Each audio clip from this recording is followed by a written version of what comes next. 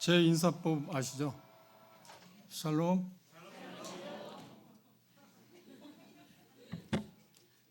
교육은 참 좋은 겁니다.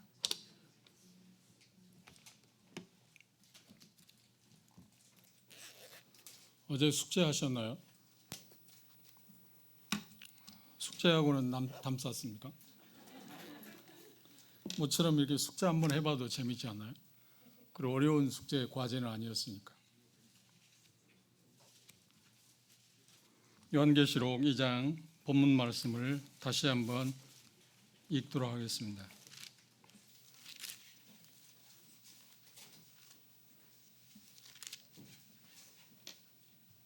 요한계시록 2장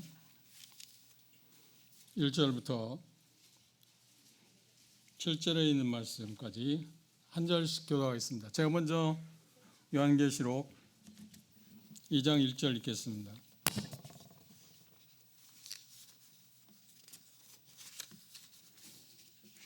에베소 교회 사자에게 편지하기를 오른손에 7뼈를 붙잡고 7 금촛대 사이시는 다니시는 이가 가라사대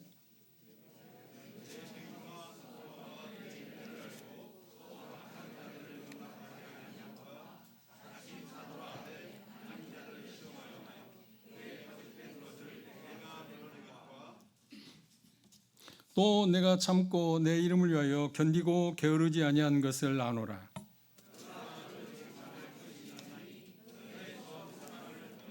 그러므로 어디서 떨어진 것을 생각하고 회개하여 처음 행위를 가져라. 만일 그리하지 아니하고 회개치 아니하면 내가 내게 임하여 내 촛대를 그 자리에서 옮기리라.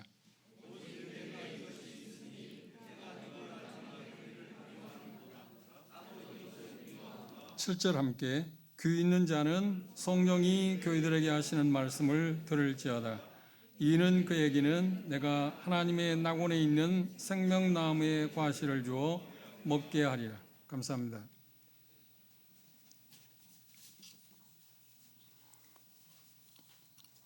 오늘 예배가 끝나고 나니까 어떤 자매님이 인사하러 왔습니다. 그런데 그 자매님이 몇 기였었나요? 25기. 25기? 작년이네요. 제 기억력이 좀 그래서. 제 CTI 강의를 하는데 그 강사들이 26명이 있는데 그 강사들 중에 제 숙제를 제일 많이 내주는 사람으로 유명합니다. 숙제를 내주는 이유는 성경 공부를 제가 맡은 과목이 사도행전하고 특수해석, 비유해석의 원리에 대해서 공부하는데 그것을 효과적으로 공부할 수 있는 방법이 숙제를 잘하는 것이라고 알고 있기 때문에 믿고 있기 때문에 숙제를 냅니다. 그런데 올 때마다 기수생들 올 때마다 소문을 듣고 이제 한 주간은 정말 힘들겠다. 그런데 막상 부딪히면 힘들지는 않습니다. 끝나고 나면 다음 기수생들 더 숙제를 많이 주라고 그렇게 하기도 하는데 여러분들 사시면서 학교 공부를 지금 하고 계신 분은 모르지만 학교 공부를 이제 안 하신 분들 입장에서는 숙제를 해본 일이 아주 오래되잖아요. 그래서 가끔 한 번씩 숙제하는 재미가 있습니다. 숙제를 하셨나요? 어제 저녁 말씀드린 것처럼 죄송한 말씀입니다. 아직 속이 안 찼나요? 그럼 말씀을 통해서 속이 차도록 도와드리겠습니다.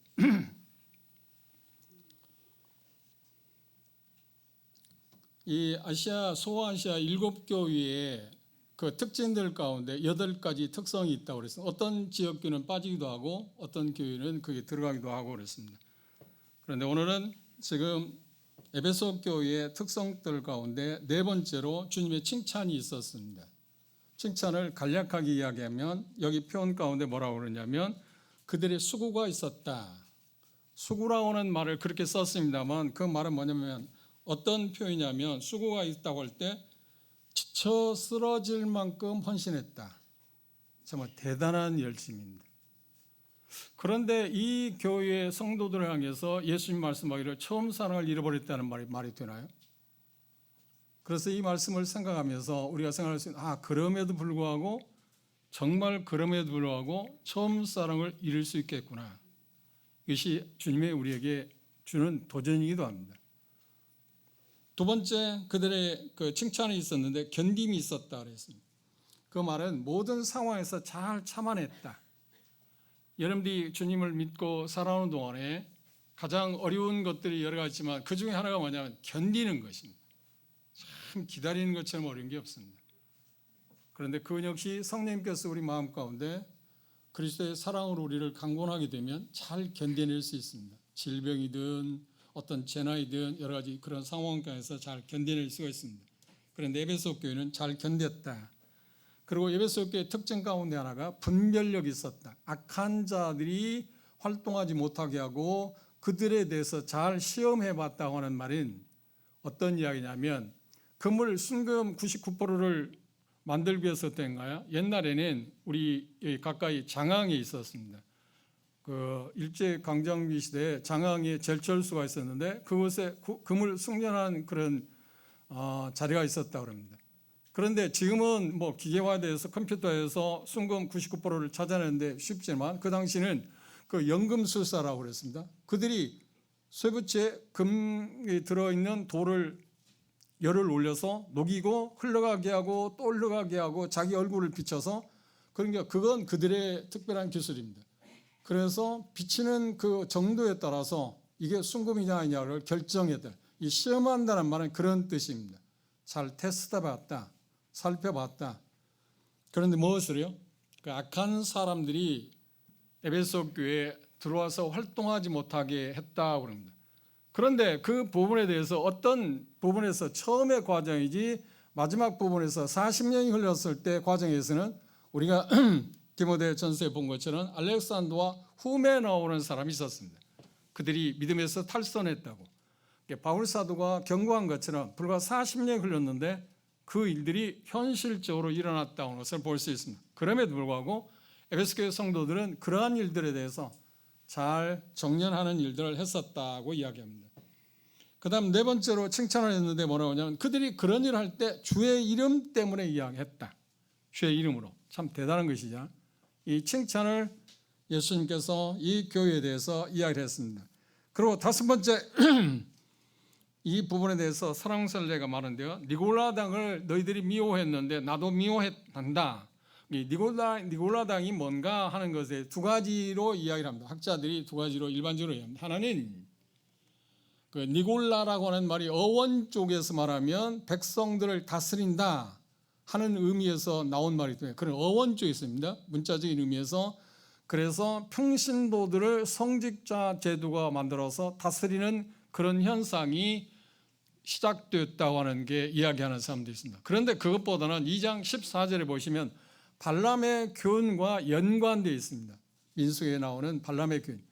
발람이 한 일은 뭐냐면 예언자로서 하나님의 말씀을 받아서 하나님 그 백성들에게 축복을 해야 할 그런 은사를 받았는데 예언의 은사를 갖고 돈을 주고 그것들을 파는 사람. 그러니까 오늘날로 말하면 우리 주변에 말하는 것처럼 점쟁이들이 복채를 받고 어떤 기륭을 그리고 흉이 있을 때 그걸 액땜한다고 할까요? 그 일들을 역할을 하는 사람을 발람이라고 했습니다. 그래 발람과 니골라당의 그 모습을 연관해서 2장 14절 이하에서는 말씀하고 있는데 그런 면에서 본다고 하면 그리스도 안에서 이 자유를 방종으로 이끄는 일에 그리고 부도덕한 일로 이끄는 일들이 그 니골라당의 교훈이라고 생각하는 것이 훨씬 좋겠다 생각을 그렇게 합니다. 제 개인적인 분별입니다.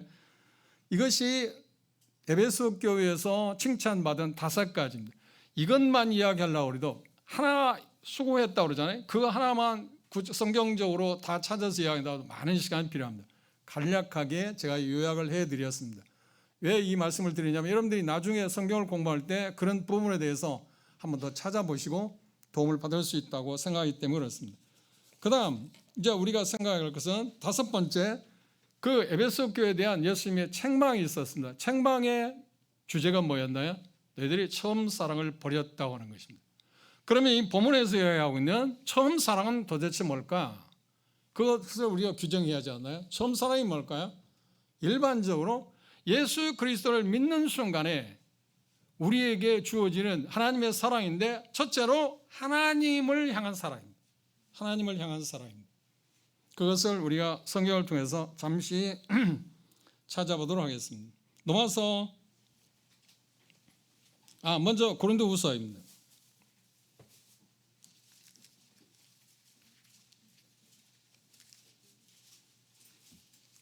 성경을 찾는 이유는 우리가 하나님의 말씀을 통해서 확인하기 위해서입니다. 그리고 제가 말씀드렸잖아요. 어제 저녁에 하나님의 말씀은 능력이 있다. 이걸 찾고 우리가 접할 때 그 말씀이 우리 안에서 역사를 하십니다. 성령님께서 그 말씀을 통해서 역사하시기 때문에 말씀 없이 성령이 역사하는 경우가 없습니다. 그것 때문에 말씀을 찾고자 하는 것입니다. 고린도서 5장 14절을 볼까요? 한번 같이 읽어볼까요? 고린도후서 5장 14절. 잘 아는 말씀일 겁니다. 시작. 그리스도의 사랑이 우리를 간구하시는도다. 우리가 생각하건대 한 사람이 모든 사람을 대신하여 죽었은즉 모든 사람이 죽은 것이다. 여기 표현 가운데서 첫사랑에 빼놓을 수 없는 것이 뭐냐면 하나님에 대한 사랑입니다. 하나님에 대한 사랑. 첫사랑이라고 할 때. 그 다음 이 하나님에 대한 사랑은 자연스럽게 어떻게 흘러가느냐 하면 다른 성도들에 대한 사랑으로 흘러가게 되어 있습니다. 그래서 요한 사도는 요한 1서에서 말하기를 보이는 하나님을 사랑하지 않으면서 보이는 형제 자매들을 사랑하지 않으면서 보이지 않는 하나님을 사랑한다고 하는 말은 뭐라고요? 거짓말이다. 그래, 보이는 형제 자매들을 사랑하는 것을 통해서 내가 하나님을 사랑한다는 것을 보이는 것입니다. 이건 불가불입니다. 뗄래야 뗄 수 있는 게 아닙니다. 그런데 우리는 종종 그런 생각을 하고 그런 말을 많지는 않지만 생각하고 듣지 않나요? 그 어떤 것이냐면 형제 자매들과의 불화가 있습니다. 문제가 있습니다. 그런데도 그런 형제 자매들이 뭐라고 하냐? 나는 하나님과의 관계에서 아무런 문제가 없다. 이건 정말 하얀 거짓말이에요. 정말 하얀 거짓말. 이 말이 되는 게 아닙니다. 보는 형제 자매들을 사랑하는 걸 통해서 보이지 않는 하나님을 사랑하는 것입니다. 하나님을 사랑하게 되면 자연스럽게 어떤 것으로 흘러간다고요? 형제 자매들에 대한 사랑으로 흘러갑니다. 로마서 5장을 보십시오.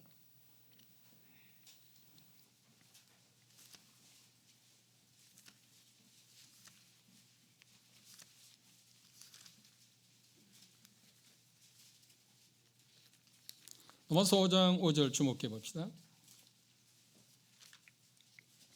로마서 5장 5절 함께 볼까요? 로마서 5장 5절입니다. 찾으셨나요? 시작. 소망이 부끄럽게 아니함은 우리에게 주신 성령으로 말미암아 하나님의 사랑이 우리 마음에 부음바 되었다. 우리 마음에 부음바 되었다. 첫사랑에 대해서 이야기합니다. 첫사랑은 첫째 하나님에 대한 사랑입니다. 두 번째 그 하나님에 대한 사랑은 자연스럽게 어디로 흘러간다? 형제 자매들에 대한 사랑으로 흘러가게 되어 있습니다. 그게 내가 첫사랑을 잃어버렸냐 잃어버리지 않았는 것을 우리가 분석해 볼 때 쉽게 말한다면 체험해 볼 수 있는 게 뭐냐면 내 눈에 보이는 형제 자매들에 대한 사랑이 식었느냐 식지 않았느냐 하는 것을 점검해 보면 간단합니다. 그것이 첫사랑이 끝나는 게 아니라 이제 세 번째 하나님에 대한 사랑은 형제 자매들에 대한 사랑으로 흘러가게 되고 자연스럽게 어디로 흘러가느냐면 믿지 아니하는 사람들에게 흘러가게 되어 있습니다. 이게 놀라운 일입니다. 제가 오기 전에 이영재님으로부터 문자를 받았습니다. 저기 써 있는 올 한 해의 목표를 첫사랑을 회복하자 하는데 그 내용이 두 가지, 예배에 대한 회복, 교제에 대한 회복, 이웃사랑에 대한 회복이 나와 있어요. 그래서 제가 그걸 보고 참 여러분들은 그러니까 기린교회에 계시는 주님을 섬기는 형제 자매들은 여러분들 참 복받았다고 생각해요. 나는 사람을 높이기 위해서 하는 말입니다. 기린교회 인도자들은 참 영성이 참 좋으신 분들이에요. 이걸 어떻게 찾아낼 수 있을까, 어떻게 접근할 수 있었을까를 생각하면 그게 참 하나님이 도우시니라, 성령님이 도우시니라고 생각합니다. 그런 면에서 보면 여러분들은 귀한 인도자들을 모시고 있고, 그래서 어제 제안한 것처럼 그분들을 위해서 우리가 할 수 있는 게 뭐라고요? 기도하는 것입니다. 정말 기도하는 것입니다. 그걸 보고 제가 감동을 받았습니다. 형제 자매들에 대한 사랑에서 자연스럽게 어디로 흘러간다고요? 믿지 아니하는 사람들에 대해서 사랑이 흘러가게 되어 있습니다. 그러면 그것에 대해서 우리가 확인해 볼까요? 사도행전 2장을 보십시다.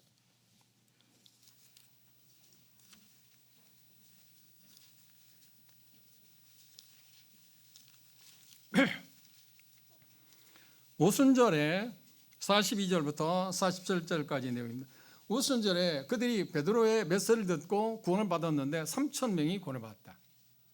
그런데 그들이 한 일이 뭔가요? 구원받자마자 그들이 한 일이 뭔가? 다시 말하면 하나님의 사랑이 그들에게 부어졌을 때 그리스도의 사랑이 그들을 강권함으로 말미암아서 첫사랑입니다. 첫사랑이 그들 마음 가운데 가득 참으로 말미암아서 그들이 어떻게 나타난 열매가 무엇인가요?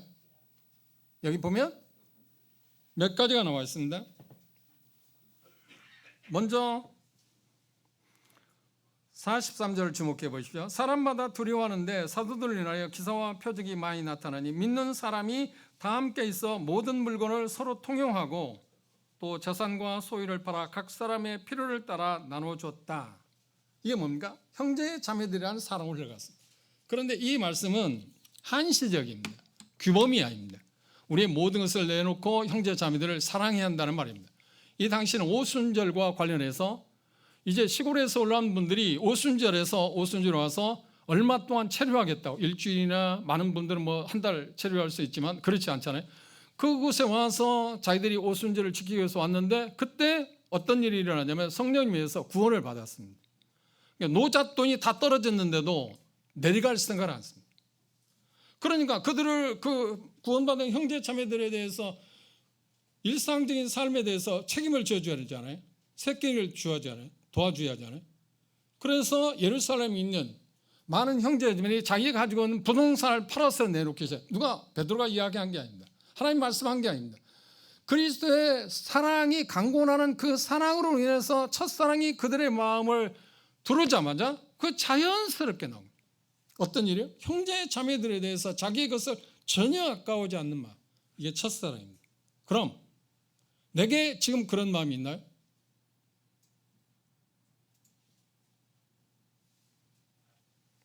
그리고 그게 아니고 지금 세 번째, 믿지 아니하는 사람들에게 그 사랑을 나타내 보였다고 그랬습니다. 그들이 예수 그리스도를 믿고 나서 하나님의 사랑이 그들에게 임함으로 말미암아서 넘침으로 말미암아서 하나님에 대한 사랑을 드러냈고, 그리고 형제 자매들의 사랑을 드러냈습니다. 그리고 믿지 아니한 세상에 복음을 전하기 시작했습니다. 히브리서 11장을 한번 볼까요?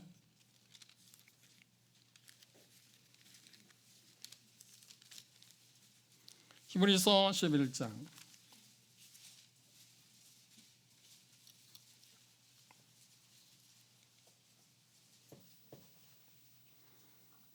28절입니다.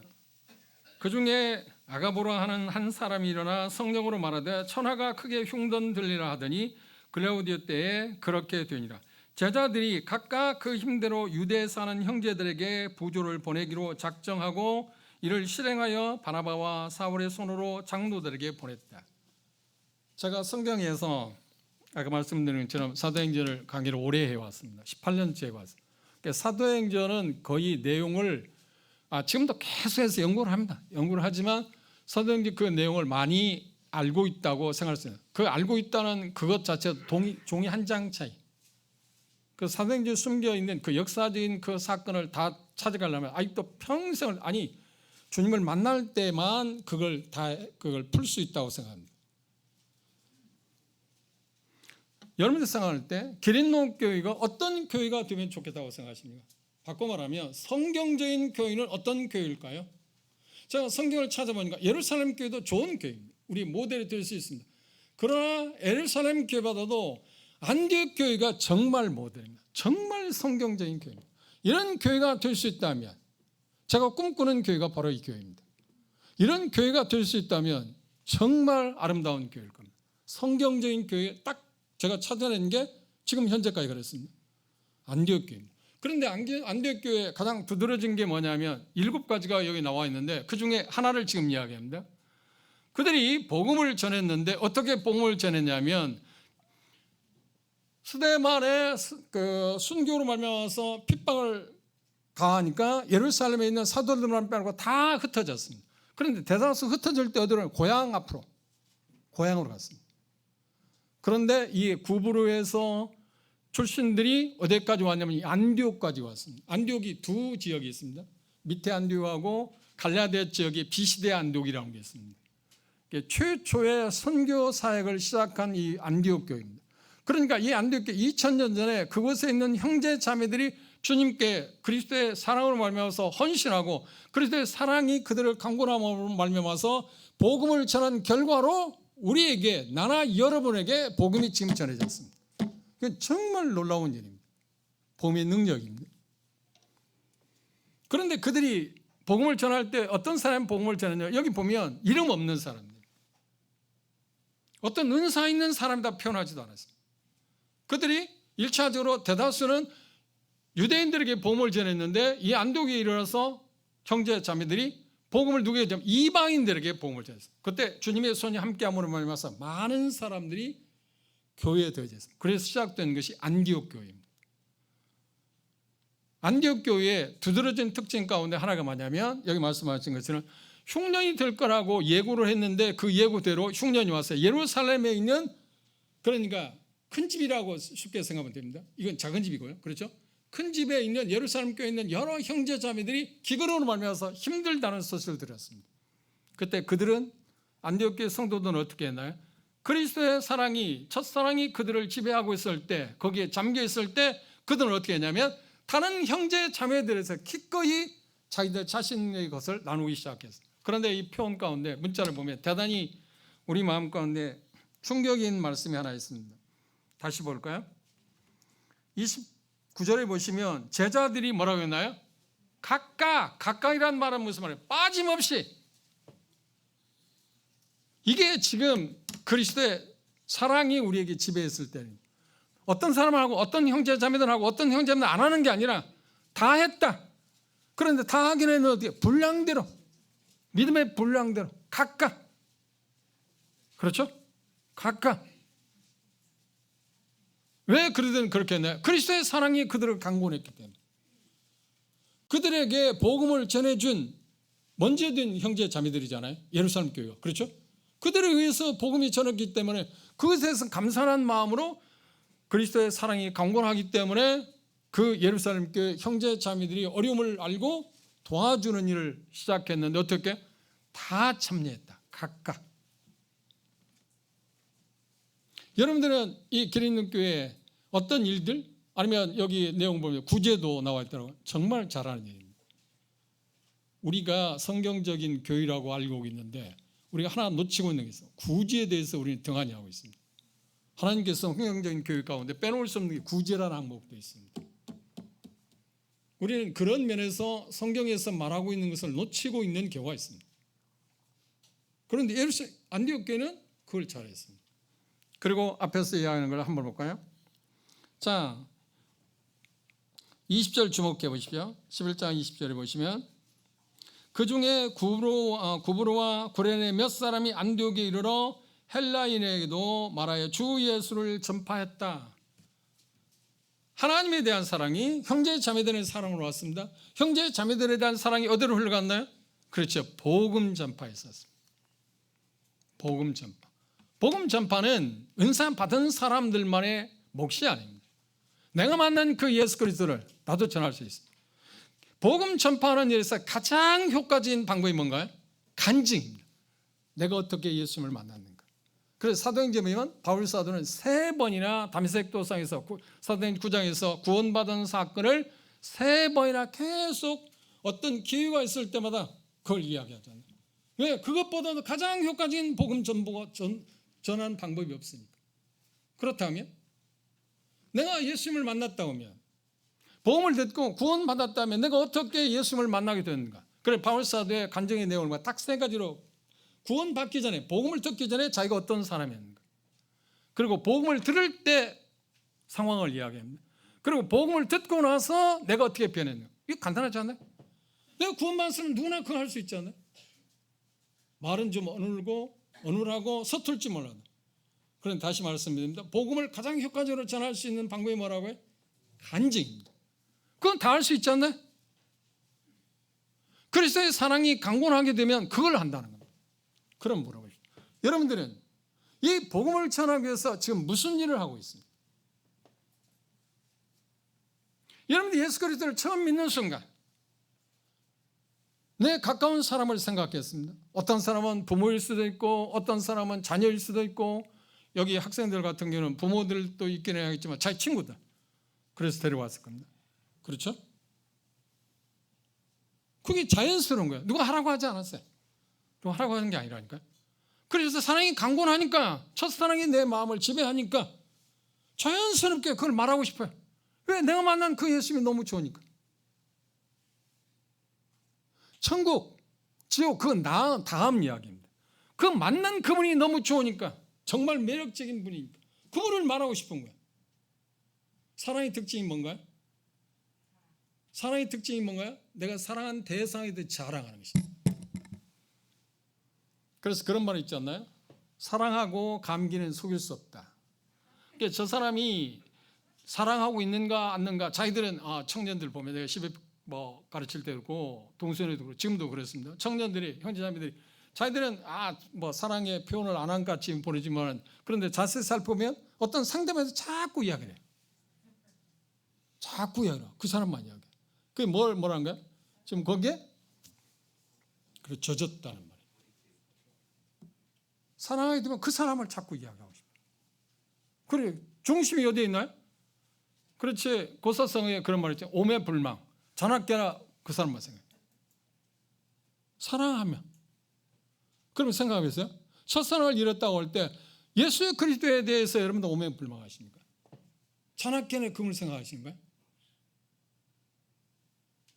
그리고 성도들에 대해서 여러분 어떤 생각을 하십니까? 그런데 특별히 말씀해서 어떤 어려움이 있을 때 그걸 함께 하는 것, 그게 사랑 아닌가요? 뭔가 도와주는 것, 그것은 다함입니다. 그거 이전에 중요한 게 뭐예요? 함께 하는 것입니다. 함께 하는 것. 사랑을 함께 하는 것입니다. 그래서 히브리 저자는 뭐라는 거예요? 우리가 모이기를 패하지 말자. 그리고 함께 하자. 우리는 구원받고 나서 그리스도의 사랑이 우리를 강권했어요. 첫사랑이 우리를 줄 때 모이는 일에 대해서 어떻게 했나요? 모이십시오. 누가 광고했나요? 아니야. 그냥 모여. 자연스럽게. 나는 오늘 예배드리기 전에 저 모치님 때문에 감동을 받았습니다. 모치님이 제 뒤에 앉아 계시는데 진안에서, 아시겠죠? 진안에서 오신답니다. 그런데 버스를 타고 오시는데 3번 갈아탑니다. 그건 연세가 얼마냐 고 8학년 2학년, 8학년 2반이답니다. 8학년 2반이 무슨 말인지 아십니까? 저는 좀 그런 위트 있는 이야기도 합니다. 아이들을 만나면 제가 너 몇 살이야 묻지 않습니다. 너 얼마나 살았어? 그럼 걔들이 생각할 때 당황스럽죠. 내가 얼마나 살았냐. 네 나이가 얼마냐고 묻는 건데, 그렇게 가능하면 좀 재미있게 의미를 주기 위해서 그렇게 많은 이야기를 하는데 8학년 2반이답니다. 이런 말이 있습니다. 예수님께 그리스도의 그 심판대 갔을 때 네가 나를 위해서, 나를 섬기기 위해서 거리도 측정한답니다. 얼마나 걸었느냐. 그러면 여러분 생각할 때 나는 가능하면 교회에서 멀리 살아야겠네. 그걸 말고 그 예배당 가까이 있으면 훨씬 좋은 게 많습니다. 그런데 지각하는 사람은 학교 가까이 있는 사람이 지각을 잘하는 거예요? 멀리 있는 사람이 지각을 잘하는 거예요? 그렇죠. 그게 참 이상한 일이에요. 그런데 다 그렇지는 않고 소수의 그런 사람이 있습니다. 근데 그 거리까지 측정해서 보상한다는 말이 있어요. 참 주님은 정말 우리를 사랑하시죠. 그러니까 뭔가 쉬운 말을, 속된 말을, 건수를 만들어갖고 자꾸 뭔가 주기를 원하세요. 그런 면을 생각하면 저는 저 모침에 생각 도전을 받았어요. 나도 처음 주님을 믿었을 때 그런 마음을 가졌는데, 물론 가까이 제가 살았지만, 예배당에 가까이 있긴 했지만, 아무리 먼 곳이라도 형제 자매들이 모이고 메시지를 전하는 집회 시간이 있다면 찾아다녔어요. 그리고 여기 목포도 하나 그런 목표도 있더라고요. 우리 주변에 집회를 하게 되면 어떻게 하냐고요? 1년에 최소한 한 번은 가자. 이게 최소 이야기. 이게 정말 탁월한 생각이에요. 사소한 것처럼 보이죠? 아니야. 가장 작은 것, 우리가 할 수 있는 것부터 시작하는 것입니다.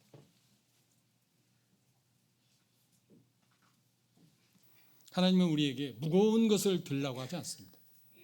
그분이 뭐라고 했냐? 내 멍에는 뭐라고요? 쉽고 가볍다. 왜 그럴까요?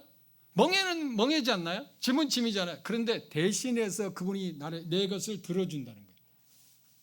쉽게 이야기한다면 무거운 물건을 지금 들고 간다고 생각해보세요. 들고 가는데 저는 키가 크잖아요. 그런 어린아이가 그 짐을 함께 들고 간다면 어린아이 힘이 얼마나 필요한가요? 실상 누구 힘이 다 들어가는 거죠? 그렇죠. 어린아이는 그냥 들고 가는 거야. 콧노래 부르면서. 그런데 그 아이는 뭐냐면 나도 짐을 들었네. 그래서 가볍다는 겁니다. 주님을 섬기는 것은 생각보다 가벼운 것입니다. 무거운 것이 아닙니다. 그런데 율법주의자들은 주님을 섬기는 게 무겁게 만들어 놨어요. 그것이 한다고 생각합니다. 큰 것을 말합니다. 아니요, 그렇지 않습니다. 정말 내가 할 수 있는 것, 가장 가까운 것, 그리고 가장 작은 것, 가장 가벼운 것부터 하십시오.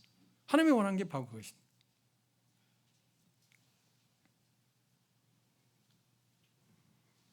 그런데 그 처음 사랑을 뭐라고요?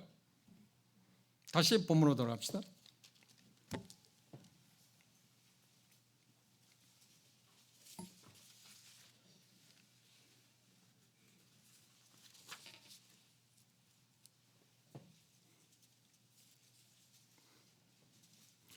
여기 표현 가운데서 이렇게 표현했습니다. 너의 처음 사랑을 버렸다고 표현했습니다. 그 다음 5절 보시면 뭐라고 했나요? 그러므로 어디서 떨어진 것하고 버렸다는 말이 동의어입니다. 무슨 말을 이해하시죠? 제가 어제 이 계시록을 공부할 성경 전체를 공부하기 전에 우리는 성경을 접근할 때 어떻게 접근하죠? 문자적으로 성경을 해석한다. 그런데 그 문자가 무엇이 결정하는, 문맥이 결정합니다. 그래서 지금 문맥을 하나 이야기했어요. 버렸다 하는 거하고 떨어졌다는 말하고 같은 어원에서 나온 것입니다. 이 말을 우리가 이해하기 위해서 성경에 쉽게 도움을 주기 위해서 예레미야서를 한번 보십시오. 가능하면 여러분들이 쉽게 이해할 수 있도록 제가 도와드리고 싶습니다. 아니, 그것이 제가 해야 할 일이기 때문에 그렇습니다. 예레미야서 2장입니다.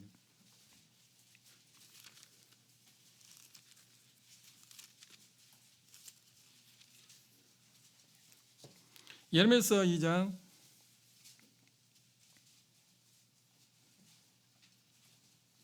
2절 한번 같이 읽어볼까요? 예레미야서 2장 2절 읽읍시다. 시작.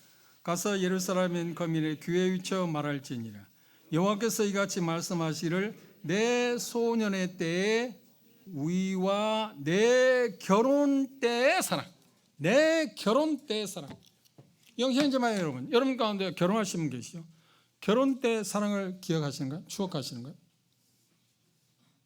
지금은 그렇지, 시큰둥 한 것도 있고, 왜 저 사람을 만났지? 거기까지는 아니지만, 거기까지는 아닙니다.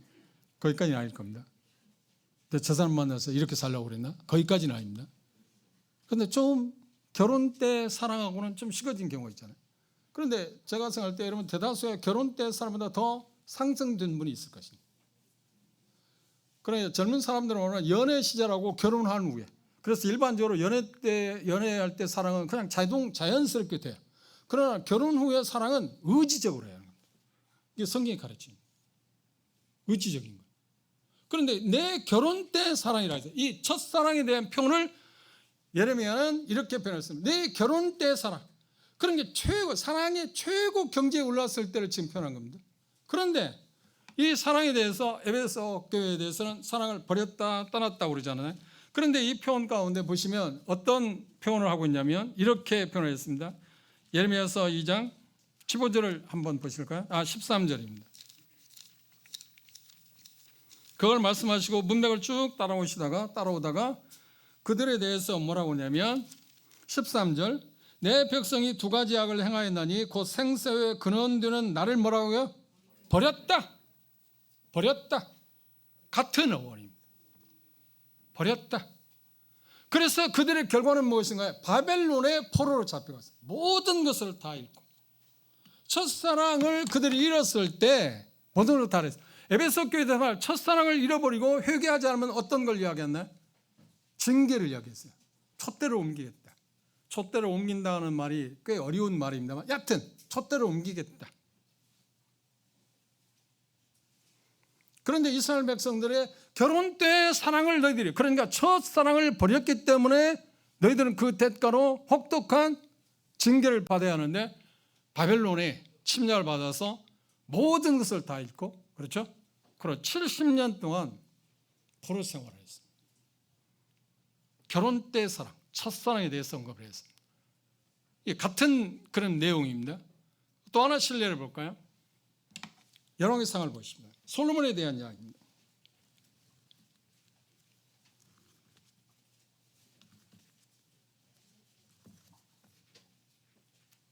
3장입니다.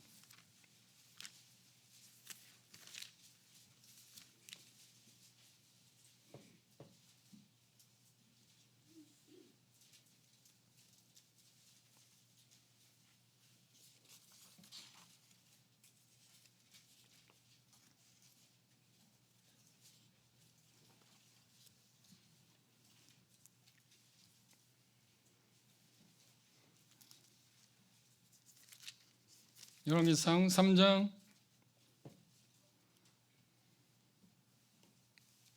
먼저 그건 후에 보시고 1절 가실까요? 3장 보십시다. 3장 3절을 보십시오.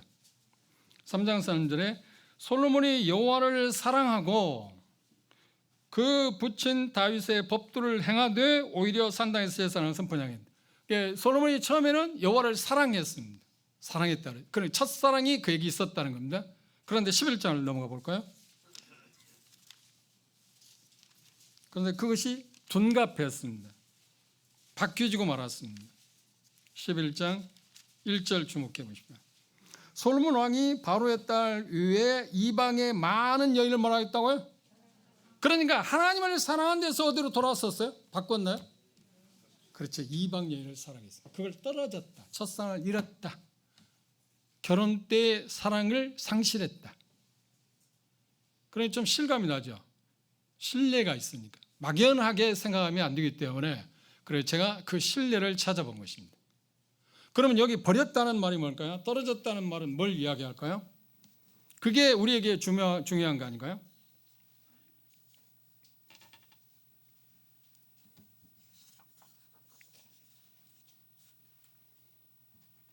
계시록 2장으로 다시 돌아옵시다.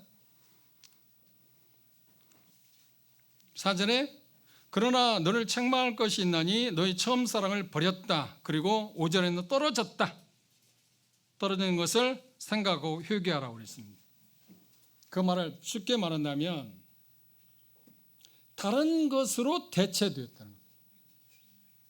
상실했다, 잃었다 그런 의미보다는 더 강한 게 뭐냐면 다른 것으로 대치되었다. 하나님을 사랑하는 그 사랑에서 형제 자매들을 사랑하는 사랑에서 이웃을 사랑하는 그 사랑에서 첫사랑이 식어지니까 다른 것으로 둔갑하였다. 대치되었다. 그럼 다른 것으로 대치되게 한 것이 뭘까요? 원인이 뭘까요? 어제 숙제에서 이야기한 것처럼 이 세상과 세상이 주는 것들입니다. 그것이 우리를 현혹해서 지금 거기서 우리를 떨어지게 했어요.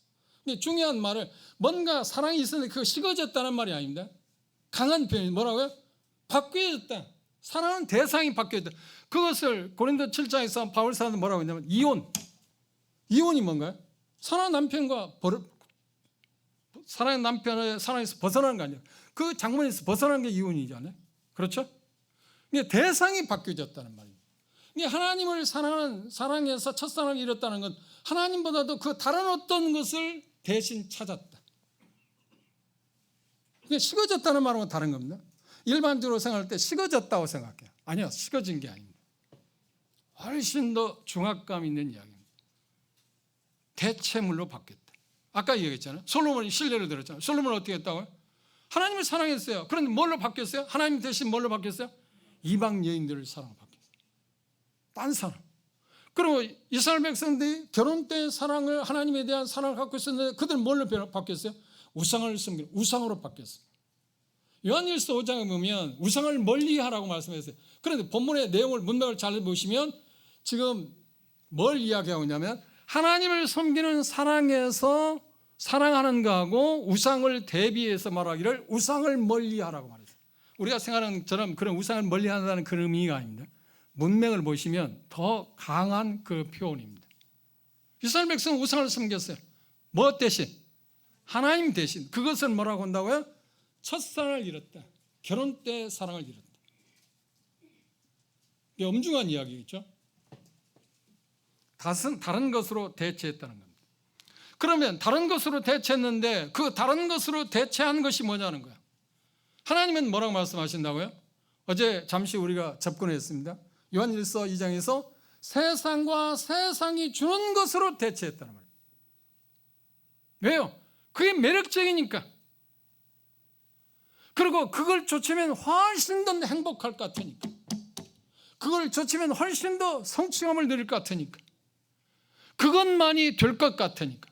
이미 우리는 그 과정을 거쳤잖아요. 구원받기 전에 세상을 쫓고 세상이 주는 것들을 향해서 우리는 살아왔잖아요. 그런데 예수 그리스도를 믿는 순간 이건 잘못된 거야, 이건 의미가 없네. 바울 사도가 빌립보에서 이야기한 것처럼 쓰레기처럼 배설물로 생각하지 않았네. 그리고 오늘 사회하시는 형님도 이야기했지만 에베소 교회 복음이 전해졌을 때 이것만이 최고라고 생각했던 마술을 행하는 사람들이 그걸 다 불태웠지 않나요? 이건 헛된 거야. 그리고 우상을 섬기던 다이앤을 섬기던 그들이 뭐라고 했나요? 이건 아니야, 이건 헛된 거야. 그걸 버리게 되니까 심지어 어떻게 했다? 에베소 지역에 경제가 마비됐잖아요. 그걸 사함하는 사람이 이권이 없어져 버리니까 어떻게 해요? 그리스도인 때문에, 복음 때문에, 복음의 능력이 삶을 바뀌어놓으니까, 사람들 바뀌어놓으니까, 그 거짓된 것이라고, 저 우상 숭배하는 것은 거짓된 것이라고 스스로 결단하고 거기서 탈선하기 시작해, 벗어나게 되니까 장사를 못하잖아요. 그래서 소동을 일으켰어요. 그래서 19장에 보면 바울 사도가 소동을 일어났을 때 두 형제가 잡혀갔는데 그곳에 가기를 원했습니다. 그런데 로마의 친분을 갖고 있는 행정관이 뭐라고 하냐면 그거 가지 마십시오. 가면 더 악화됩니다. 왜냐하면 우리가 그 문제를 해결하겠다. 그리고 소유 사태를 평정해요. 참 하나님은 놀라우신 분인 거 어떤 거냐면, 하나님께서는 당시 로마의 최고의 권력을 이용해서 복음이 전해지게 했어요. 어떤 방법을? 바울 사도가 복음 전하는 이유 때문에 죄인 되게 해서 그 누구도 보호할 수 없었어요. 하나님 정말 놀라우신 분. 그건 뭘 우리에게 냐, 우리가 삶을 살아가면서 역경들, 좋은 게 아니고 부정한 것들, 우리가 뭔가 긍정적으로 생각할 수 없는 것, 그것들이 우리 마음 가운데 있을 때 그걸 통해서 하나님은 복음을 확산시킬 수 있다는 것입니다. 그럼 보십시오. 안디옥교회에 복음이 전해져서 우리에게 복음이 전해지기 위해서 하나님이 사용한 방법은 뭔가? 핍박. 핍박이 오니까 흩어졌어요. 핍박이 좋은 것입니까? 나쁜 것입니까? 나쁜 거예요. 누가 좋은 게 있어요? 목숨을 내는 사람이 한둘이 아닌데. 그리고 대표적인 인물이 스데반의 순교를 당했잖아요. 그 결과로 인해서 복음이 확산됐다니까. 하나님의 지혜는 정말 놀랐습니다. 그래서 고린도 1장이 뭐라는 거예요? 세상의 지혜하고 하나님의 지혜에 대해서 대비해 놓았는데 하나님의 지혜를 누가 따라갈 수 있겠냐? 하나님의 지혜를 하나님을 가르칠 사람이 누가 있겠냐? 세상은 하나님 뭐라고 해요? 헛된 거다. 제가 어제 잠시 얘기했습니다. 우리가 세상에 누리는 그 어떤 거 다 이상하게 생각하는 말이 아닙니다. 그것에 어떤 균형을 갖고 사는 건 대단히 필요한 것입니다. 그러나 궁극적으로 그건 언젠가 다 없어질 겁니다. 바꿔 말하면, 쉬운 말로 하면 세상과 세상이 주는 것은 한마디로 말하면 뭔가요? 한시적인 겁니다. 한시적이란 말은 이 세상에서만 존재하는 것입니다. 영원성이 없습니다. 그런데 하나님이 우리 약속하는 건 뭔가요? 일시적인 게 아니라 영원성이 있어요.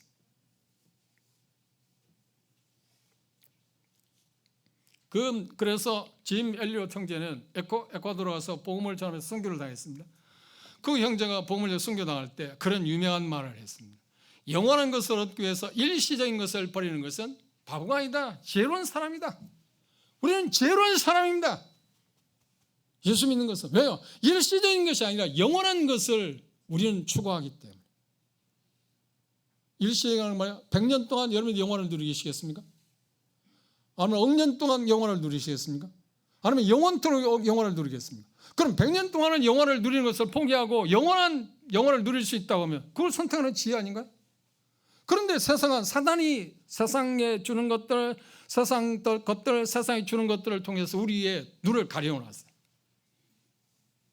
그래서 아니야, 영혼은 없어. 지금 당장에 네가 좋은 삶을, 행복한 삶을 살지 못하는데 그걸 추구했는데 무슨 의미가 있어? 그럼 말짱 거짓말이야. 그거 너가 보냐? 보이냐? 그렇죠? 여기 구독자분들 계실 겁니다. 오해하지 마시고. 하나님은 거짓말 않는 분입니다. 그분이 그 실체에 대해서 다 우리에게 설명할 필요가 없습니다. 거짓말 않는 분이 이렇다고 하면 그건 맞는 거 아닌가요?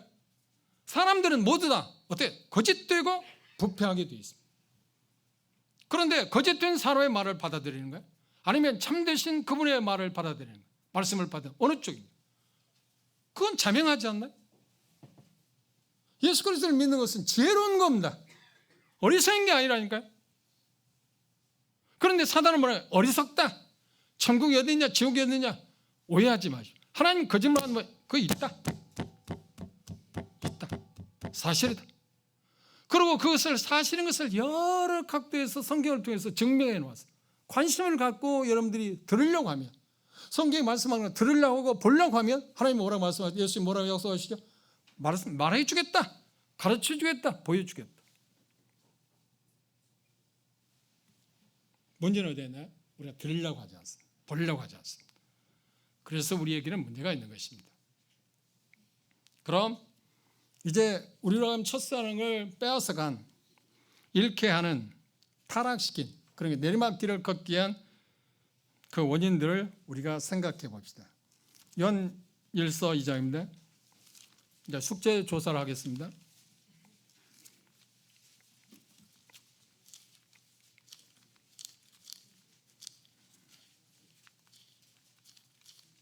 연일서 2장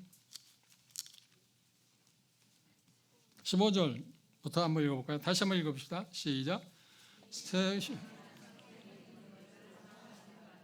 누구든지 세상을 사랑하면 아버지의 사랑이 그 속에 있지 아니하니, 이는 세상에 있는 모든 것이 육신의 정욕과 안목의 정욕과 이생의 자랑이니 다 아버지께로 쫓아온 것이 아니요 세상으로 쫓아온 것이나 이 세상도 그 정욕도 지나가듯. 여기 조금 전에 말씀드린 거죠. 하나님 말씀하고 있는 영혼성이 있지만 이 세상과 이 세상에 주는 것들은 뭐예요? 한시적이다, 일시적인 거다. 그 길이가 길어봤자 120년 살면 120만 개. 그런데 우리 가운데 120년 살 수 있는 사람이 있나요? 100년 살 수 있는 사람이 있나요? 나는 최소한 80년을 살 거야, 자신할 수 있는 사람이 없나요? 있나요? 아무도 없어요. 그걸 산다고 그래도. 그런데 그 결과는, 삶은 어떤가요? 그렇게 행복하신가요? 만족하십니까? 즐거우십니까? 평안이 있으십니까? 안도감이 있습니까? 어떤 그 스위스의 유명한 그리스도인 신학자인 심리학자인 칼 융은 그렇게 말했어요. 인간이 느끼는 가장 행복한 정서, 마음에 느끼는 단어를 뭐라고 표현할 수 있냐고 물을 때 그분은 이렇게 한마디를 했습니다. 그건 바로 안도감이다. 행복을 측정할 수 있는 가장 좋은 단어가 안도감이다. 내 영혼이 쉼을 말합니다. 나는 이제 됐어. 나는 됐다니까. 이 안도감. 예수님이 허락하시는 겁니다. 그분에서 관심을 갖고 그분을 알아보는 것은 정말 잘하는 것입니다. 그건 지혜로운 것입니다.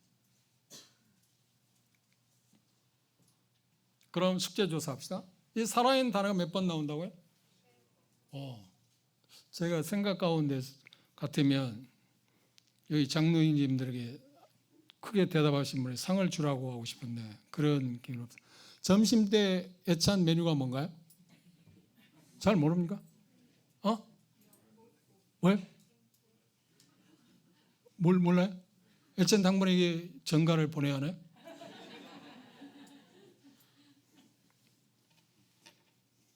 애찬 당번에게 제가 특별히 크게 대답하신 분 제가 이야기해 드릴게요. 고기 있는지 없는지, 고기가 요즘 중요한가. 맛있는, 정말 자매님이 좋아하는 것 한 번 더 달라고 그러세요.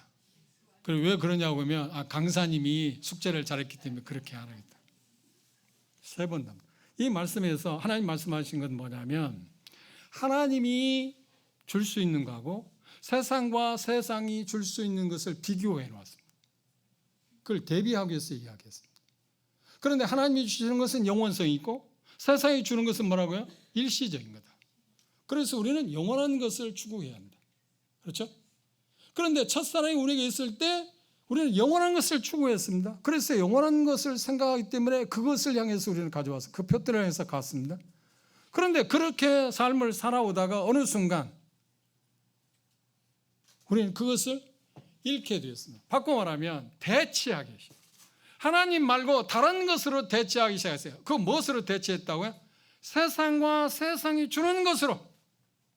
그럼 물어봅시다. 여러분 양심적으로 하나님 앞에서 내 자신의 양심에 손을 얹고 생각해 보세요. 내가 지금 현재 하나님 말고 다른 것에 대치된 것은 없을까? 여러분들이 추구하는 것을 누가 그것을 주실 거라고 생각하십니까? 대답은 쉽죠. 하나님이 주셔야죠. 하나님이 주신다. 그런데 실상 그렇다고 하면 하나님에게 모든 것을 시선을 집중하십니까? 우리 시선을 다른 쪽으로 향하고 있지 않나요? 어때? 세상과 세상이 주는 것들 부정하지 못하잖아요. 그런데 세상과 세상이 주는 것을 딱 세 가지로 이야기했습니다. 첫째 뭐라고 했나요? 여기 보면 뭐라고 표현했어요? 예, 여기 보면 세 가지로 하겠습니다. 육신의 정욕, 그 다음 두 번째 안목의 정욕, 세 번째 예, 이생의 자랑에 대해서 이야기했습니다. 그러면 안목, 육체의 정욕은 뭘까요? 쉬운 말 하면 우리가 지금 살고 있는 이 세상에서 우리의 마음을 현혹시키기 위해서 가장 많이 광고나 모든 것을 종합하면 가장 많이 떠오르는 게 뭘까요? 우리를 세상과 세상이 주는 것에 이런 게 좋은 거라고 우리를 현혹시키는 게 뭘까요? 잘 모르겠습니다. 우리 수없이 접하고 있는데 안목의 정욕이라고 그랬습니다. 쉽게 말하면 성적인 타락, 쾌감. 그래서 그것을 쾌락주의라고 합니다. 어떻게 즐길 수 있을까? 성경에서 말하는 것은 쾌락이 아니라 기쁨입니다. 그런데 세상이 주는 것들은 쾌락이다. 쾌락과 기쁨의 차이가 뭔지 아세요? 쾌락은 짧은 것입니다. 그러나 기쁨은 영원한 것입니다. 이 차이를 여러분들 기억하셔야 해요. 그래서 히브리 저자는 말하는 게 죄에도 뭐가 있다고요? 짧은 쾌락이 있다. 죄를 지게 될 때 짧지만 순간적이지만 쾌락이 있다는 거예요. 기쁨이 아닙니다. 하나님이 주시는 기쁨이죠. 세상과 세상이 주는 것은 쾌락입니다. 쾌락을 주는 거예요. 그래서 그것을 제가 안목의 정을 한마디로 얘기한다면 그렇죠. 쾌락주의. 우리는 어떻게 하든지 이 쾌락을 누리기 위해서 우리의 마음을 기울이고 있고 그걸 어떻게 쾌락을 더 즐길 수 있냐 하는 걸 얻기 위해서 우리는 심혈을 기울이고 있습니다. 두 번째 뭐라고요? 안목의 정욕을 했습니다. 안목의 정욕이라는 말은 물질, 돈신, 그렇죠. 재물에 대해서 이야기하고 있습니다. 그래서 골로새 기자는 탐심이라는 말은 무슨 말이냐? 더 갖고자 하는 욕구. 뭔가 하나님이 필요한 것을 주셨는데 그것 말고 더 가져야 한다는 생각, 그걸 탐심이라고 그랬는데 탐심은 뭐냐? 우상숭배다. 그러면 여러분이 탐심이 없나요? 바꿔 말하면 무슨 말이에요? 지금 하나님이 여러분이 주신 것 때문에 자족하십니까? 만족하십니까? 하나님이 정말 다 됐습니다. 내가 필요한 것을 다 공급해. 하나님은 우리 필요한 걸 공급해 주신다고 그래요. 그리고 우리가 생각하고 구하는 것보다 에베소 기자는 뭐라고 한 거야? 에베소 기자에게 성도들이 그랬습니다. 구하고 생각하는 것보다 어떻게? 넘치도록 주신다. 그런데 우리에게 필요한 것을 지금 내게 주셨는데 그것과 족하지 않은 거야. 더 있어야 한다. 더 있어야 한다. 디모데전서에 바울 사도는 뭐냐면 여러 상황 가운데 부하고 가난한 데 처했지만 나는 자족의 비결을 배웠다. 자족이라는 표현이 있어요. 그 말은 하나님이 현재 주신 것에 대해서 이게 만족하다, 감사하다는 말을 가졌다. 이게 첫사랑이 그걸 하는 거예요. 그런데 첫사랑이 떠나가면 그거에 만족함이 없어요. 그래서 어떻게? 더 많이 갖고자. 어제 말씀드렸어요. 필요하고 원하는 건 차이가 있다고 그랬습니다. 하나님 우리 필요를 공급하시는 거예요. 우리 원하는 게 아닙니다. 근데 우리는 자꾸만 우리 원하는 것이 뭐냐면 욕구에 상한선이 없어요. 뭔가 주면 더. 그렇죠? 그래서 여러분들이 특별히 가정생활 하는데 경제 문제에 대해서 내가 이 정도면 되겠다는 상한선을 정하세요. 그리고 그거 넘어섰을 때 그걸 나누세요. 그렇지 않으면 계속 높아지고 또 높아지고 또 높아져도 쉽게 말하면 아파트 평수가 더 커지고 해도 우리는 즐거움이 없어요. 기쁨이 없어요. 우리는 욕구를 채울 수가 없습니다. 하나님이 우리에 대해서 어떤 표현을 하시는가요? 그렇지, 우리의 필요를 채우십니다. 우리가 있어야 할 것을 하신다고 그랬죠. 그래서 우리의 우선순위는 뭐라고요? 너희는 먼저 그의 나라와 그 일을 구하라. 그럼 이 모든 것을 말하고요? 필요한 것을 말하고요? 채워주신다. 그건 약속입니다. 우리가 물질에 대해서 여기 지금 표현하고 있는데 안목의 정욕, 물질에 대해서 첫사랑을 잃어버리게 되면 어떤 문제가 오냐면 마태복음 6장에 있는 염려가 생각됩니다. 염려, 근심이라는 것은 뭘 말하는 거예요? 모든 우리의 필요를 공급하신다는 그 하나님을 부정하는 데서 나오는 것이 뭐냐면 염려와 근심입니다. 여러분 염려가 없나요? 근심하는 게 없나요? 그건 어디서 온 거예요? 세상이 주는 것, 세상이 우리에게 주는 것들, 그것들을 추구하다 보니까 하나님 말고 시선이 그것들에 치중하다 보니까 우리는 근심이 왔고 염려가 온 것입니다. 하나님 말씀을 자세히 보면 우리들 마음을 이렇게 살펴보는 일에 있어서 생각하는 어디에서 떨어진가 살펴보는데 쉽게 되어 있어요. 어려운 게 아니에요. 그리고 가상적이고 그리고 어떤 뭐 신비적인 게 아니에요. 확실하게 대단히 구체적. 제가 오늘 말씀드린 구체적인 겁니까? 뭐 마치 구름 잡는 이야기입니까? 확실한 거예요. 구체적인 것입니다. 내 물질에 대해서 안목의 정욕에서 내가 거기에서 벗어난 사람이다. 첫사랑이 나는 그것에 지배를 안 받는다. 다시 말하면 그것 때문에 영향을 받지 않았다고 하면 물질을 문제로 생각할 때 근심이 없어야 해요. 염려하는 게 없어야 한다니까요. 그렇다고 하면 그렇죠. 세상과 세상이 주는 것들에 내가 이미 애인을 바꾼 것입니다. 야고보 사도는 야고보 4장에 뭐라고 하냐면 세상을 사랑하게 될 때 뭐라고 했어요? 마치 그걸 뭐라고 했어요? 영적인 간음이라 표현했습니다. 그 말은 결론적으로 말하면 이런 뜻입니다. 우리가 사랑하고 주목해야 할 대상이 주님인데 주님이 아니라 다른 것으로 바꾼다. 무엇으로? 지금 이야기한 것처럼 육신의 정욕, 안목의 정욕. 세 번째, 세상과 세상이 주는 것이 무엇인가를 하나님께서 말씀하실 때 뭐라고 했나요? 이생의 자랑. 이생의 자랑이 뭔가요? 권세, 권위, 그 어떤 걸 큰 소리 치고 어떤 것에 사회에서 어떤 것을 얻고 그래서 똥똥거리고 싶은 것들. 물론 그리스도인이 제가 10회패 대학생들을 가르쳐요. 여러분들이 할 수 있으면 더 많이 공부를 하십시오. 여러분이 할 수 있으면 학사 아니면 석사, 박사학위도 받으십시오. 할 수 있으면. 그래서 여러분들이 혹시 아는데 뭐 필요하기 때문에 제가 이야기합니다.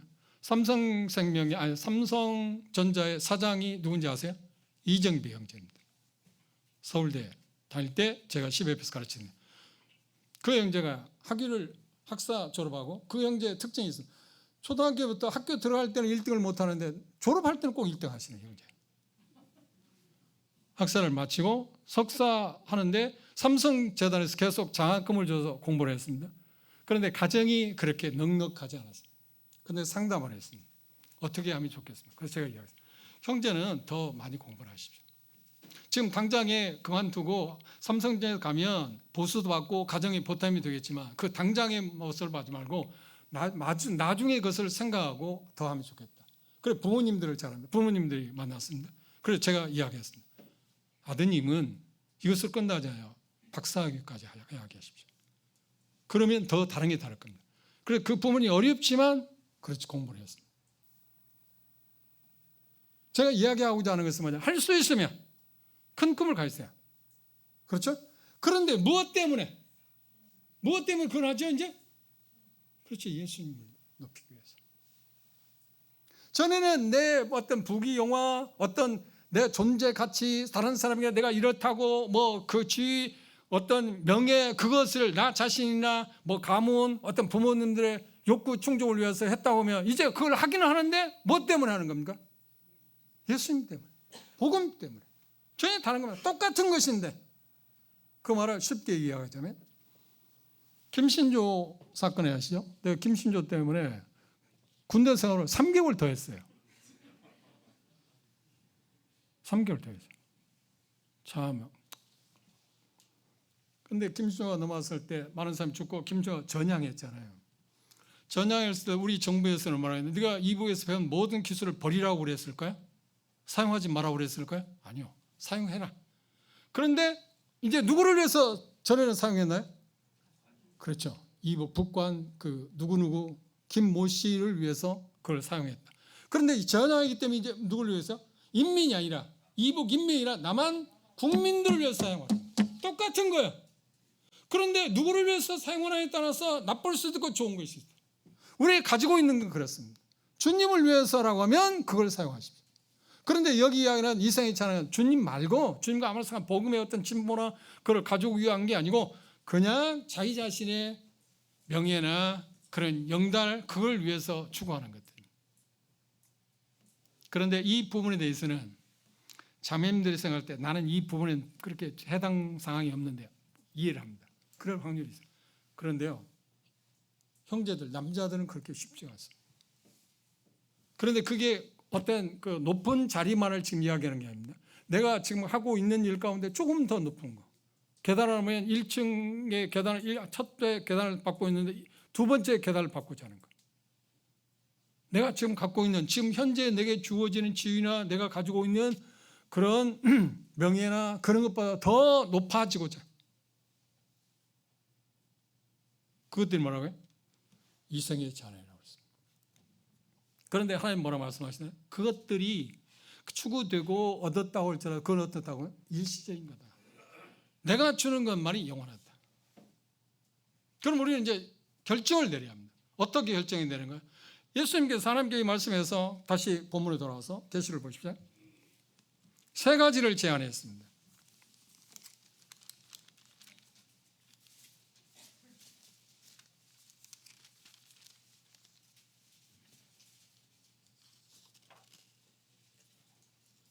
첫 번째 제안이 뭔가요? 어디서 떨어진 것을 생각하라. 생각하라는 말은 어제 제가 잠시 말했습니다. 계속해서 묵상한다. 계속 상기한다는 말이에요. 베드로 전후서를 보면 기억하라는 단어가 생각보다 많이 나옵니다. 뭔 이야기를 하면서 그런가요? 주님을 섬기고 주님을 살아가면서 섬기면서 나 되어진 일들을 자꾸 생각하는 거예요. 되뇌이는 거예요. 우리가 일반적으로 아는 것처럼 잊어버리는 것은, 기억하지 않는 것은 영적 퇴보의 시작입니다. 생각하는 것입니다. 내가 어제 여기 떨어졌지? 그걸 유추해봐. 다시 자꾸만 되돌아본다. 어제 생각해봤나요? 어제 생각하는데도 다 못했을 겁니다. 오늘 또 생각해 보십시오. 첫 번째, 생각해보라. 어제 떨어진 것을 생각해보라 그랬습니다. 두 번째, 뭔 제안을 했나요? 두 번째는 회개하라 그랬어요. 이 회개한다는 말은 우리가 알고 있는 마음을 바꾼다. 물론 문자적인 의미에서는 맞는 것입니다. 여기 회개한다는 말은 그 의미보다도 충성의 대상, 그리고 생활 양식, 그리고 이제까지 삶을 살아온 삶의 패턴을 바꾸라는 겁니다. 이게 회개하라는 말이에요. 그 말은 지금 말씀드린다면 이 세상이 또 세상이 주는 것들을 추구하고 그곳에 눈을 돌렸던 데서 어떻게 하는 거예요? 원래 자리로 돌아오라. 개혁, 원래 자리로 돌아오라. 그걸 뭐라고요? 회개라고 해요. 회개에 대해서 오해하는 분들이 있습니다. 성경에 제가 볼 때 회개의 정확한 것을 비유를 통해서 예수님이 말씀하시다고 생각하는데, 그 중에 하나가 뭐냐면 누가복음 15장에 탕자 비유하시죠. 탕자의 비유에서 탕자가 모든 것을 아버지에게서 자기가 주어질 유산을 갖고 와서 다 탕진하고 아버지가 돌아가겠다고 생각했어요. 무엇 때문에 그는 돌아가겠다고 생각했나요? 어떤 일이 왔을 때? 흉년이 만났을 때. 그래서 누가 보면 그 15장에 보면 이에 스스로 돌이켜요. 흉년, 돼지 치는 것까지 했는데도 그것 갖고도 자기 만족을 채울 수 없기 때문에 이에 스스로 돌이켜. 이에 스스로 돌이켰다는 말은 무슨 말이냐? 자기 스스로의 자기를 보게 됐다. 자기에게 돌아왔다. 이 회개는 말이 지금 거예요. 회개하기 위해서는 우리 자신을 돌아봐야, 나는 지금 어떤 사람인가? 지금 생각하라고 하잖아요. 그때 그는 어떻게 해요? 내가 아버지께 돌아가겠다. 아버지가 돌아와서 품꾼의 하나로 쓰게 사용해달라고 그러죠. 아버지 아들이라고 말하고. 그러고 나서 그는 재촉해서 아버지께로 갔습니다. 아버지가 갔을 때 아버지를 만나기 전에 아버지가 먼저 발견하고 나와서 아들을 만납니다. 그래 입맞춤하고 세 가지 선물을 줍니다. 그게 회개입니다. 돌아가겠다는 것은 회개, 과정이 회개가 아닙니다. 제가 이렇게 말씀드리면 여러분들 내가 뭔가 지금 첫사랑을 잃어버렸어. 그걸 회복해야 해. 그건 지금 과정이에요. 이에 스스로 돌이키는 것처럼 자기에게 돌아온 것입니다. 자기를 본 것입니다. 지금 생각하는 거잖아요. 그리고 어떻게? 원위치, 원래 자리로 돌아가야 합니다. 세 번째, 예수님께서 제안한 게 뭔가요? 처음 행위를 가져라. 처음 행위를 갖기 위해서 할 수 있는 건 뭔가요? 첫사랑을 회복하게 되면 자연스럽게 뭘 낳을 수밖에 없다고요? 처음 행위로 돌아갈 수밖에 없다는 거예요. 그러니까 예수님이 이 말씀에서 우리에게 말하고자 하는 가장 궁극적인 표현이 있다면 뭐냐고 하면, 첫사랑을 회복한다고 하면 첫사랑으로 돌아온 다음에 만사오케이 다 된다. 그거 뒤에는 아니다. 그거 뒤에는 안 돼. 예수님에게서 주인을 바꿨잖아요. 다른 데로 우리 시선을 돌렸잖아요. 이제 시선을 예수님에게로 향해. 그러면 다 된다. 그런 첫 행위를 가질 수밖에 없다.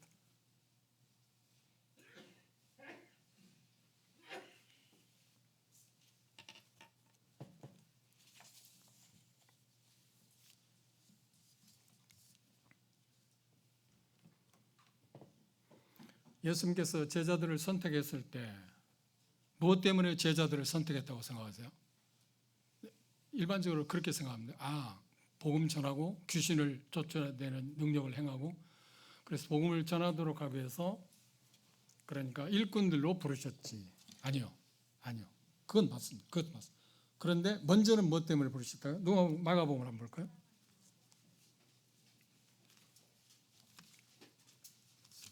(3장입니다)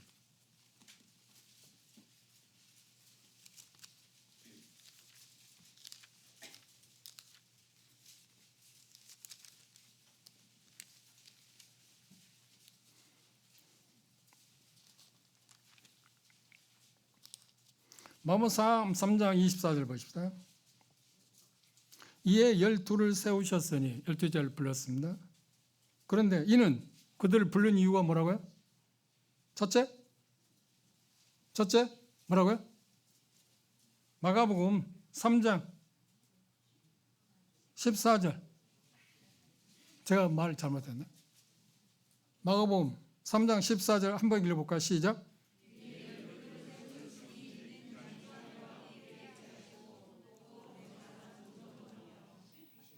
예, 전도하고 귀신을 쫓아내는 다음이 일어나니까요. 그들을 부르신 목적이 뭐라고요? 함께하고 싶어요. 함께한다는 건 뭔 말이죠? 그들의 중심에 그분이 되고 싶어했어요. 예수님도 제자들의 중심에, 예수님 마음 가운데 제자들이 중심이 되고, 제자들 마음도 중심이 누구라고요? 예수님이 되고 싶어했어요. 그래서 우리는 그분을 주님이라고 부르잖아요. 주인. 말라기에 대해서 제가 어제 말씀드렸습니다. 말라기 시대 최악의 상황이라고 했습니다. 최악의 상황의 특징이 하나 있는데, 말라기 4장을 한번 볼까요? 1장입니다. 말라기 4.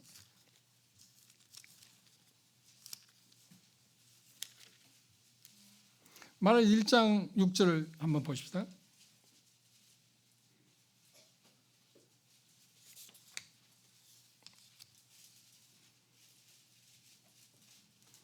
말라기 1장 6절 한번 함께 읽겠습니다. 시작. 내 이름을 멸시하는 제사장들아, 나 만군의 여호와가 너에게 이르기를 아들은 그 아비를, 종은 그 주인을 공경하나니 내가 아비일진데 나를 공경함이 어디에 있느냐? 내가 주인일진데 나를 두려워함이 어디에 있느냐 하나? 너희는 말하기를 우리가 어떻게 주의 이름을 멸시하였나이까? 말씀을 주목해 보십시오. 주님이 우리에게 오늘 이렇게 도전하십니다. 네게 있어서 이 말하거든. 내가 주인이야. 그럼 주인이라면 공경함이 있어야 하잖아요. 주인이면 주인에 대한 두려움이 있잖아요. 그걸 성경 말하면 경유라고 그럽니다. 경유감. 제 신앙생활에서 항상 생각하는 게 뭐냐면, 하나님에 대한 경외감을 상실할까 두려워합니다. 하나님을 두려워하는 마음. 어떤 벌 받을 것 같아서 두려워하는 그거 아니고, 사랑하는 분의 뭔가 잘못 미치는 것 때문에 해가 끼칠 것 같다는 그 두려움, 경건한 두려움입니다. 그것을 제 표현은 거룩한 두려움이라고, 경외심이라고 하잖아요.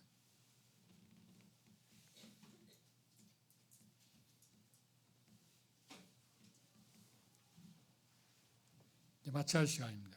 로마서 10장 1 보고 마치겠습니다.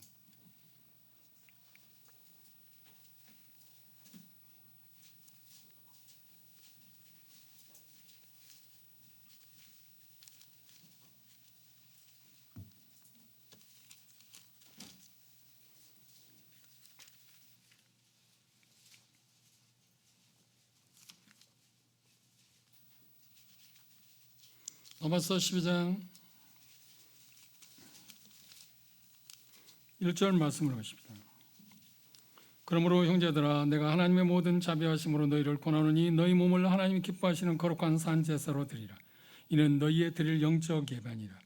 2절 너희는 이 세대를 본받지 말고 오직 마음을 새롭게 함으로 변화를 받아 하나님이 선하시고 기뻐하시고 온전하신 뜻이 무엇인지 분별하라. 이 하나님의 온전하시고 선하시고 기쁘신 뜻에 대해서 이야기할 때 우리는 요한 1서 2장에서 이미 봤습니다. 물어봅시다. 하나님께서 내게 원하시는 건 뭘까요? 하나님께서 여러분 각자에게 그분이 원하는 게 있다면 뭘까요? 뭐라고 생각하십니까? 그렇습니다.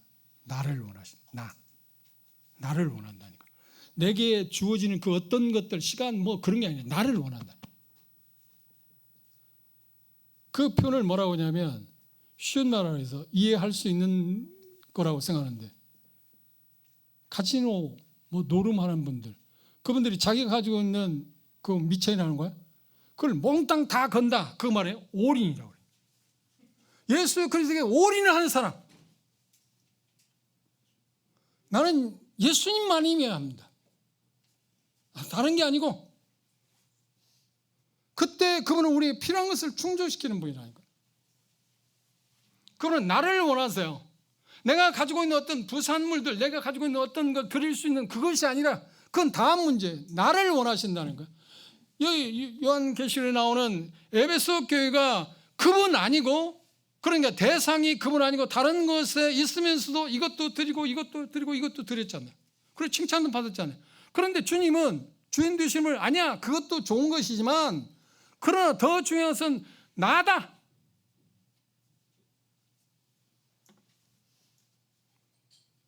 그렇게 하지 않을 때 어떻게 한다고요? 회개하지 않을 때 어떻게 하겠다고요? 첫 행위를 찾지 않을 때 어떻게 한다고요? 촛대로 옮긴다. 촛대로 옮긴다는 말은 여러 가지 있지만 쉽게 여러 가지 설명할 수 있습니다. 간단히 말하면 증거하는 삶을 빼앗겠다는 겁니다. 교회의 그 교회됨의 모습을 상실시키겠다는 겁니다. 이게 무서운 이야기죠. 그렇죠? 그리고 하나님의 말씀은 예수님께서 말씀하신 대로 살게 되면 그걸 이기는 자라는 표현을 했습니다. 그 자에게 그런 사람이 뭐라고 했어요? 생명나무, 낙원에 이르는 복을 주겠다. 그 말을 한마디로 말하면 요한계시록 22장에 이야기한 것처럼 하나님이라는 그분과 함께 영원히 살게 하는 복을 주겠다. 자, 결론입니다. 나는 하나님 외에 나를 구원하신 그 예수님의 다른 데 눈을 돌리고 있는 게 있는가요? 그것을 하나님 뭐라고 하셨나요? 세상과 세상이 주는 것이라고 했습니다. 그런데 그것이 무용론을 하나님 말씀하셨습니다. 그건 일시적인 거다. 내가 주는 것만 영원한 거다. 내가 왜 지금 현재 기갈이 있는가, 황폐함이 있는가, 즐거움이 없는가, 평안이 없는가, 안도감이 없는가, 그것들을 상실했는가, 뭔가 찾음으로, 뭔가 얻음으로 말해서 그걸 얻을 수 있다는데 아니야, 그게 아니고 나를 찾아라. 표들을 나를 향해라. 주님은 우리를 구속하신 분이기 때문에 우리를 위해서 저나 여러분을 위해서 당당히 그렇게 말합니다. 너에게서는 나밖에 없잖아. 나를 향하라니까. 히브리서는 12장에 말해요. 믿음의 주요 온전케 하시는 누구를 바라보자고요? 그 바라본다는 말이 무슨 말이냐면 그림을 그리는 사람이 자기 캠퍼스에 어떤 실물 있잖아요. 그걸 옮길 때 자꾸 옮기면 또 바라보고 또 바라보고 또 바라보고 옮기잖아. 그것처럼 주시하라. 우리의 표대가 어디로 향하여 있어야 한다고요? 예수님에게. 어제 오늘 3시간에 대해서 다 이야기는 못했으면 짧은 시간에 첫사랑을 회복하는 것이 구체적으로 무엇인가? 첫사랑은 무엇이고 무엇이 첫사랑을 우리로 하여금 아사하게 했는가? 그리고 그것을 회복될 수 있는 방법이 무엇인가? 바꿔 말하자면 예수를 믿지 않는 사람들 그렇게 말하는 저는 그렇게 말하는 보험을 때 주인을 바꾸라고. 전에는 믿기 전에는 주인이 불쾌하게 생각할지 모르지만 예수님이 마태복음 5장 8장에서 말한 거야. 네 아비는 마귀다. 믿지 않는 지성인들이 자기가 섬기는 주인이 마귀라고 생각하는 사람 누가 있어요?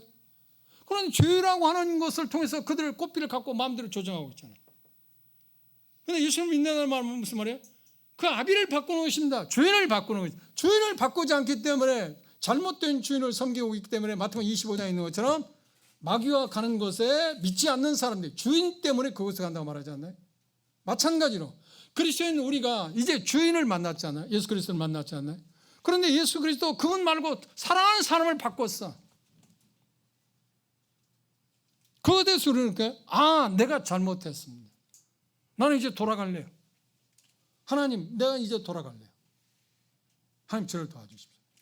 그리고 돌아가기 위해서 내가 할 수 있는 가장 작고 구체적인 것을 내가 무엇인가 알려달라고. 그로 돌아가십시오. 회개하라고. 그렇죠? 그럴 때 우리가 처음 복음을 들었을 때 그 즐거움, 그 안도감, 평안, 그 기쁨, 그 만족함, 한마디로 하면 행복이라고 말해요. 그것을 우리가 계속 누릴 수 있을 겁니다. 사랑하는 형제자매 여러분 어느 쪽을 선택하시겠습니까? 세상과 세상이 주는 것들입니까? 아니면 하나님이 주는 것입니까? 결단을 내리십시오. 기도합시다.